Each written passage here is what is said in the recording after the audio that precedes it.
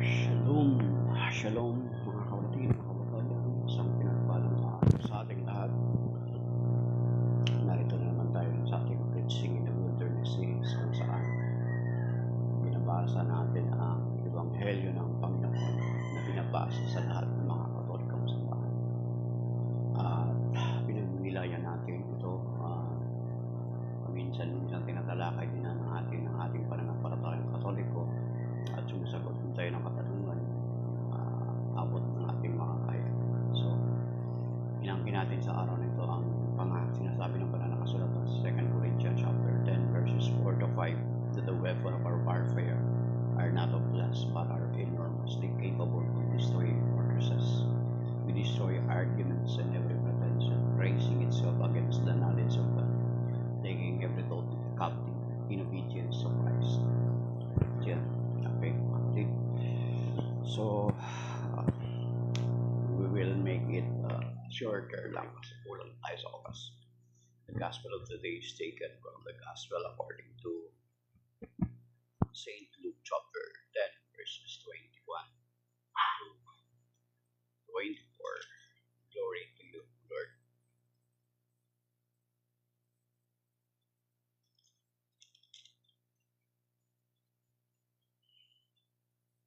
At that very moment he rejoiced in the Holy Spirit and said, I give you praise, Father, Lord of heaven and earth, for although you have hidden these things from the wise and the learned, you have revealed them to the childlike.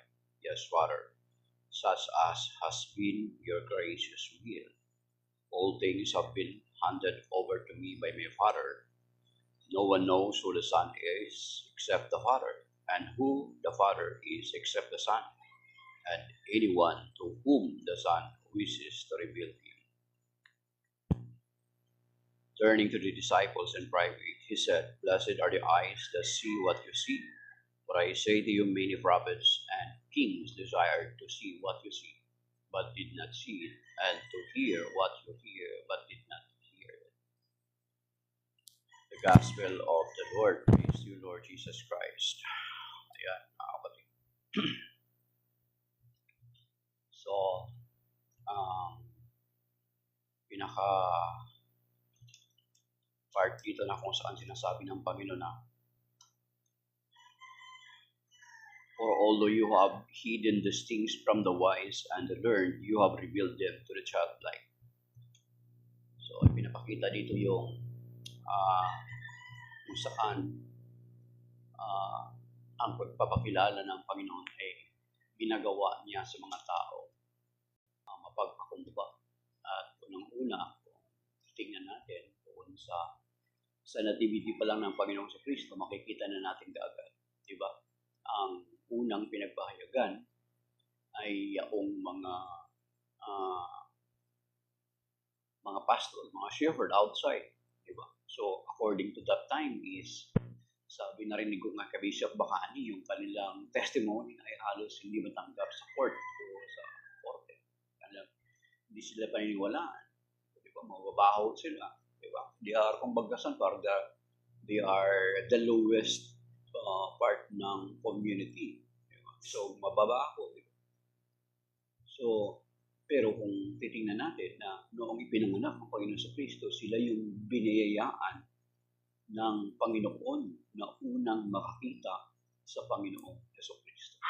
Di ba? Nagpakilala ang Panginoon. Nagpakilala, ibinunyag ng Panginoon yung kanyang sarili sa mga taong mabababa at mga mapagpakumbaba.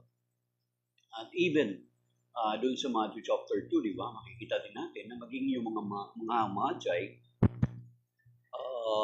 bagamat sila yung tinatawag na wise men from different places, pero makikita natin na because they humbled themselves, hindi nila pinairal yung kanilang karunungan, ay ipinahayag din ng Panginoon yung kanyang sarili sa kanila.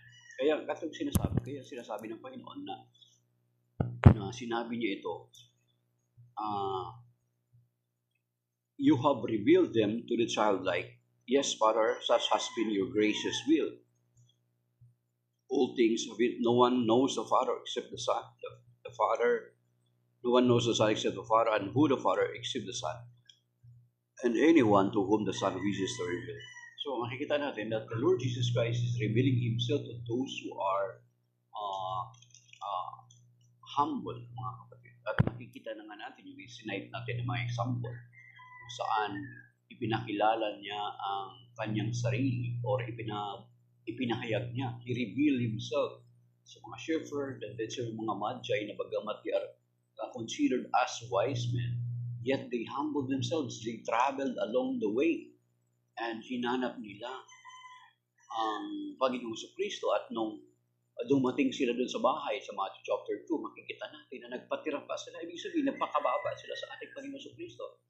Hindi nila kinonsider yung kanilang katalinuhan, kundi nagpakababa sila. Try to imagine. At makikita din natin, mga kapatid, na ano ba yung childlike? Pag sinabing childlike, mga kapatid, isa sa katangian ng childlike is wala kang maaari ipagmalaki. Diba? Ang totoong bata, yung mga bata, ang mga maliliit, wala naman silang kakayanan of their own. They are just dependent to their parents. So, yun yung sinasabi ng Panginoon na mapagpakumbaba kasi wala kang inaasahan na sarili mong kakayanan. You are always dependent to your parents. The same with us na dapat din tayo mapagpakumbaba katulad ng bata. Actually, mayroong sinasabi sa banal na kasulatan, mga kapatid, na sinasabi niya, maging katulad, huwag kayo mag-isip, maging katulad kayo ng bata, pero huwag isip bata. Sabi nila. Yun yung ibig sabihin. Baka mamaya, we will act like a child. But, ang sinasabi ng Panginoon, maging katulad kayo sa mga bata. Ano yung katangian ng mga bata? Yung mapagpakumbaba, they are dependent. They are not, hindi sila nag-depend sa sarili nila kakayanan. Yan mga kapatid. Hanapin natin.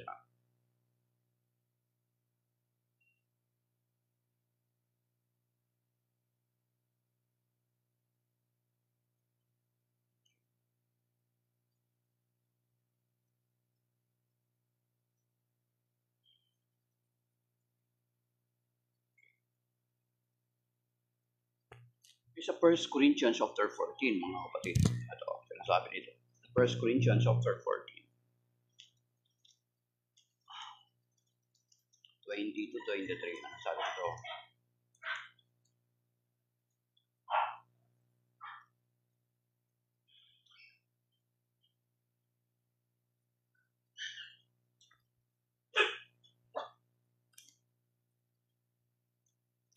So 1 Corinthians chapter 14, verse 20. Mga kapatid, huwag kayong mag-isip bata. Yung baka isipin natin, ha? Hindi child-like minded, kundi childlike attitude, mga kapatid. Hindi childlike minded, ito sinasabi sa 1 Corinthians chapter 14, verse 20. But childlike attitude, dependent. Wala siyang maipagmamalaki. Humble, mga kapatid. Okay?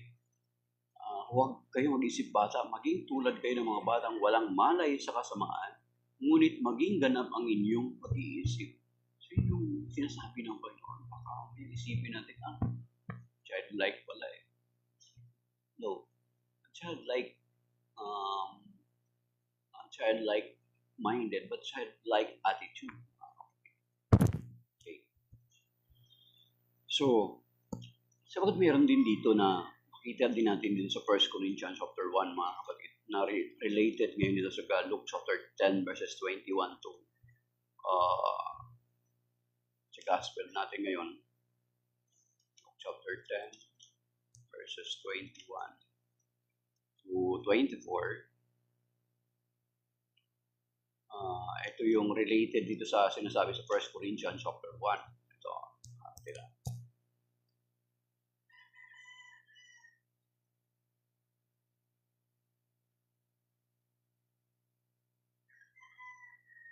Sa 1 Corinthians chapter 1 verse 21, sabi niya rito, sapagkat ayon sa karunungan ng Diyos, hindi niya itinulot na siya ay makilala ng tao sa pamagitan ng karunungan ng sanlibutan ito. Sa halip, minarapat niyang ang mga nananalig sa kanya ay kanya'y liligtas sa pamagitan ng mabuting balita na aming pinangaral. Ngunit, pinalalagay naman ang sanlibutan na isang kahangalan.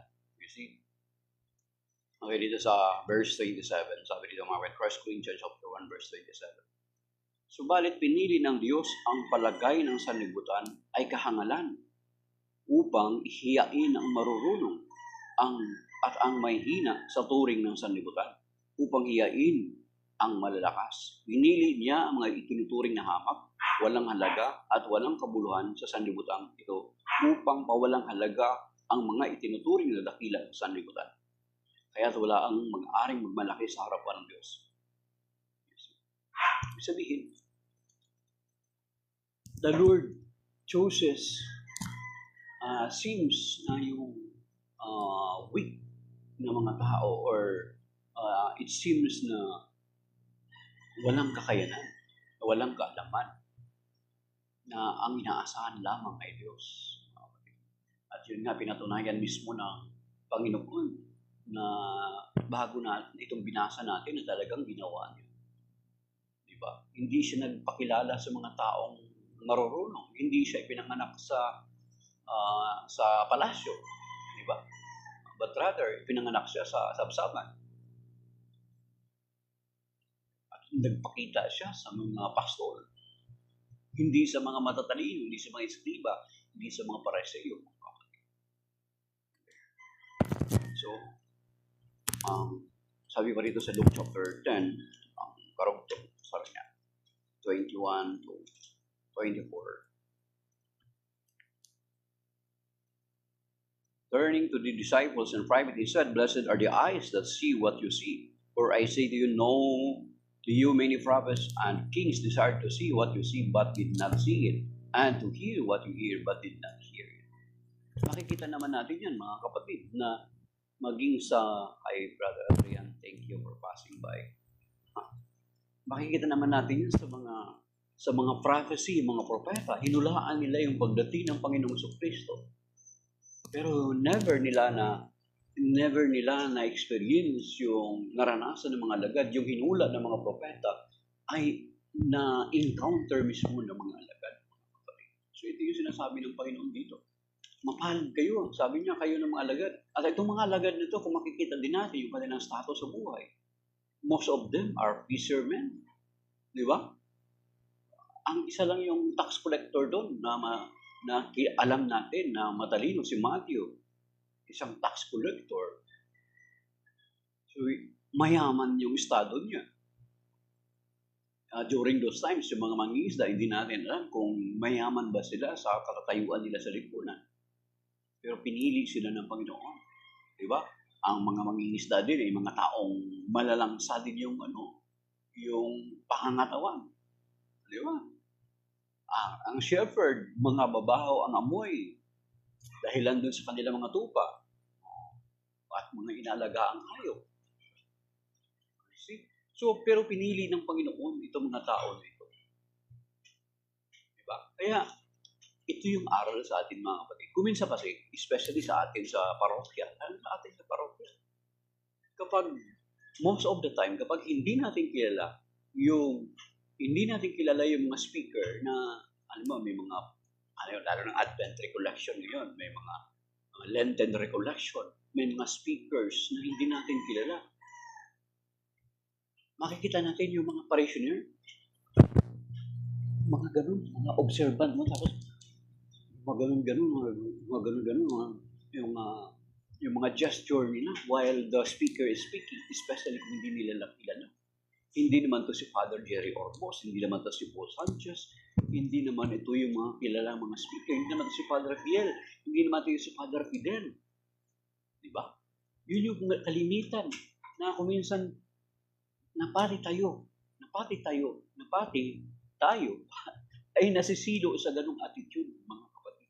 Pero sinasabi ng Panginoon, doon kanina sa 1 Corinthians chapter 1, verse 27, na pinipili ng Panginoon yung mga sa tingin natin ay walang halaga para hiyain ng mga marunong. Kaya kung minsan, kapag hindi natin kilala yung speaker, Ando na kaagad yung defense mechanism natin. Ando na kaagad yung refusal natin, attitude of refusal. Without knowing na yung tao na yun ay pwedeng maging daluyan ng mensahe ng Panginoon para sa atin. Kasi ang tinitingnan natin lagi ay yung mga taong galing sa mga matataas na lipunan, galing sa matataas na pinag-aralan.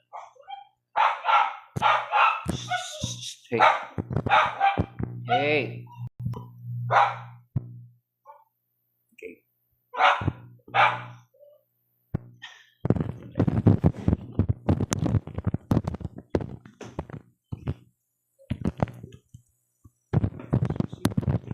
Kaya, hindi natin yung mensahe ng Panginoon, we are most focused on the speaker, on the messenger. Diba?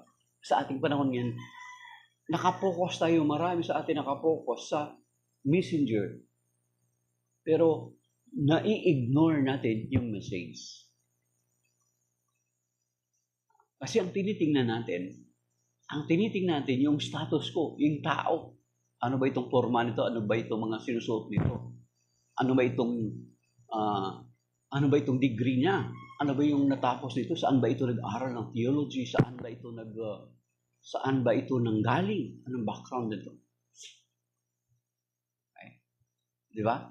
Yun yung kalimitan. Na-fail tayo sa paraan ng Panginoon. That the Lord, most of the time, uses doon sa mga bagay, sa mga taong mabababa. Bakit? Bakit mga kapatid? Sa tingin ko. Bakit? Kapag ang taong mabababa, ginamit siya ng Panginoon mightily, wala siyang maaring may pagbalaki. Kasi alam niya na wala siyang pwede may pagbalaki. Dependent siya sa Diyos.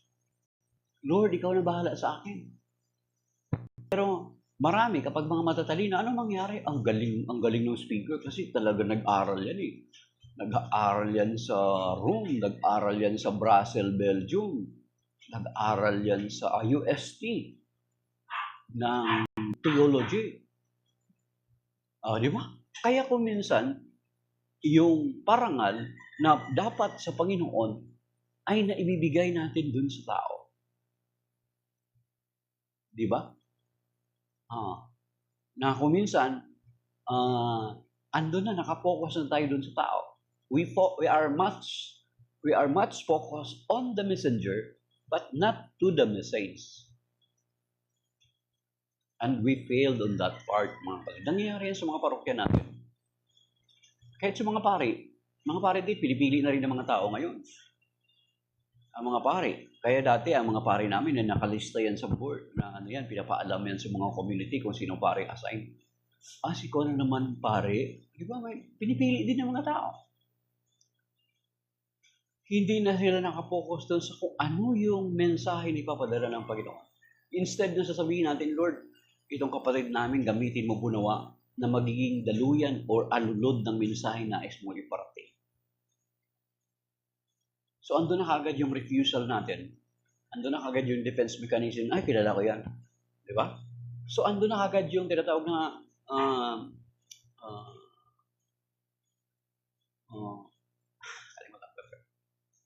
diba, ando na kagad yung mayroon ka na kagad na kinukuha mo na kagad yung sarili mo. Pero narinig natin sa Ebanghelyo na ang mga lagad na ito, ang sinabi ng Panginoon na mapalad kayo sapagkat nakita ninyo ang hindi nakita na nais pakita ng mga even ng mga prophets, mga hari. Okay. Sabi ito, Luke chapter 10. Blessed, turning to the disciples in private, he said, blessed are the eyes that see what you see. For I say to you, many prophets and kings desired to see what you see. Kasi hinulaan ng mga propeta, hindi naman nila nakita, hindi naman nangyayari sa panahon nila. Okay. But did not see it, and to hear what you hear, but did not hear it. But sila, itong mga lagad dito, nasa tingin ng sanibutan, mabababa, mamahingisda, ay nakita nila ang inihula ng mga propeta ng mukhaan. So, ang challenge sa atin ngayon, maybe the lesson for us today is kapag may pinapadala ang Panginoon, halimbawa sa parokya natin, practice natin sa parokya natin or sa mga community natin, hindi tayo dapat tingnan, sino kaya to? Sino kaya to? Diba? Sana ang sasabihin natin, Lord, yung sino man itong kapatid namin na pinadala mo, gamitin mo po nawa siya at maging alulod siya ng iyong biyaya, ng mga salita, at itong mga salita na marinig namin ay ititimo sa aming mga puso at aming sa buhay. Kaya, sinasabi ng Panginoon, be childlike. Pero yung paalala sa atin ng 1 Corinthians chapter 14, verse 20, na magiging katulad tayo ng bata na walang muwang sa kasamaan, kundi yung bata na mapagtiwala sa kanyang magulang, umaasa lamang sa kanyang magulang, dependent sa kanyang mga magulang, wala siyang kakayanan. Yun dapat sana tataglayin natin. Maybe that is by now. Shalom, and ingatan naman tayo tubayan at patubayan ng Panginoon sa araw na ito. Iligtas tayo sa namang mabibigat ng mga pagsubok, sa mga malubang karamdaman, at iligtas din nawa tayo sa mga disgrasya at sa namang mga sakuna o panganis. At iadya nawa tayo ng Panginoon sa sinasabi ng ating gobyerno ng PBOX na the big one, mga kapatid. Iligtas tayo ng Panginoon sa stroke, sa cardiac arrest, sa cancer, sa kidney failure, or sana po mga bagay beyond our control, mga kapatid. So, shalom that is by now. May God bless sa araw na